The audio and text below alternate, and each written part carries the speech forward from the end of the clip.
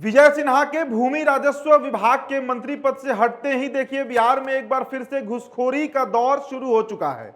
बिहार का सबसे कमाने वाला विभाग भूमि राजस्व, land revenue department, CO, DCLR, ADM revenue को छोड़िए, अमीन तक इसके लिए लाखों लाख रुपए की मांग करते हैं। अगर आपको अपनी जमीन की मापी करवानी है, परिमार्जिन करना है, तो उसके लिए जो अमीन होगा वो आपसे मुंह मांगा रकम मांगेगा। देखिए लालगंज की एक घटना है जहां पर एक अमीन की गिरफ्तारी हो गई है। स्पेशल विजिलेंस यूनिट, विशेष निगरानी की टीम जो है वो इसके लिए एक कहीं की जाल बिछाती है। जो उसे खबर मिलती है कि अमीन साहब ने इतना पैसा मांगा है। मामला दोस्तों आपको पूरा हम बता देते हैं। देखिए जिन लड़कों से पैसा मांगा गया था उन्होंने अपना दिमाग चलाया और एक तरीके से कहिए तो स्टिंग कर डाला। अमीन साहब फंस गए। 3,60,000 रुपए की उन्होंने मांग की थी। दरअसल परिवादियों के अनुसार पप्पू कुमार की जमीन की मापी एवं परिमार्जिन के लिए 3 लाख रुपए और आनंद कुमार से 60,000 रुपए की घूस मांगी गई थी। मतलब 3,60,000 रुपए की घूस मांगी गई थी। अमीन साहब जो है उनका नाम सुजीत कुमार है, जिन्हें आप तस्वीरों में देख रहे हैं। इनकी अब गिरफ्तारी कर ली गई है। अब ये मामला जो है दोस्तों इसकी ये आपको हम इसका बता देते हैं कि ये थाना कांड संख्या 18/2026 के तहत दर्ज किया गया। मतलब ये मामला जो है वो दर्ज कराया गया और इसके बाद जो SVU है, स्पेशल विजिलेंस यूनिट, पुलिस के जो अधिकारी हैं चंद्रभूषण जी, उनके नेतृत्व में गठित टीम ने जाल बिछाया और आरोपी अमीन सुजीत कुमार को पप्पू कुमार से पहली किस्त के रूप में 50,000 रुपए रिश्वत लेते हुए गिरफ्तार कर लिया।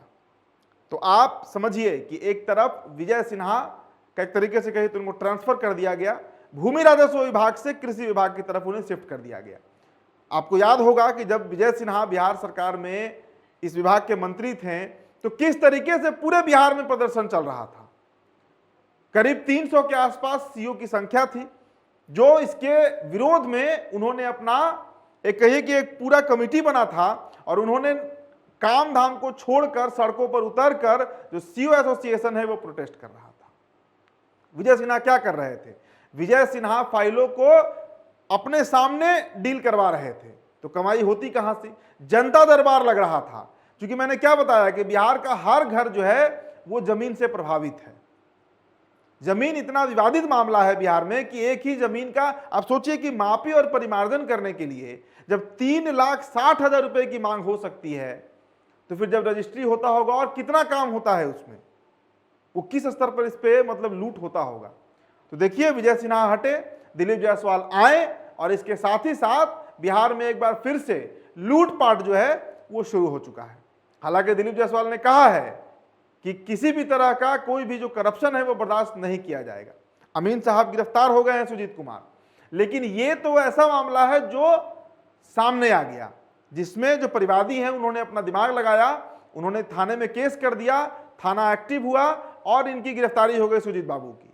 लेकिन ऐसे सैकड़ों मामले बिहार के अलग अलग जिलों में लंबित हैं जहां पर जमीन के मापी और परिमार्जिन के लिए 2 लाख, 3 लाख, 5 लाख, 10-10 लाख रुपए तक मांग की जा रही है।